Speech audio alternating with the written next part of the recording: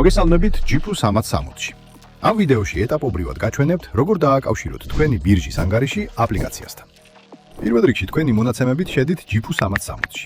მას შემდეგ, რაც შიგნით აღმოჩნდებით, შეეხეთ პროფილის აიკონს, რომელიც ეკრანის ზედა მარჯვენა კუთხეში მდებარეობს.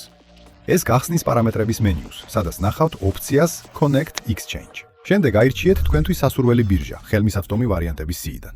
სანამ გააგრძელებთ, დაგჭირდებათ თქვენი API keys და API secret-ის შექმნა თქვენი ბირჟის ანგარიშიდან. ეს ჩვეულებრივ კეთდება ბირჟის ვებ პლატფორმიდან და არა მობილური აპლიკაციიდან. შედით თქვენს ბირჟაზე. გადადით API management სექციაში და შექმნით თქვენი გასაღებები.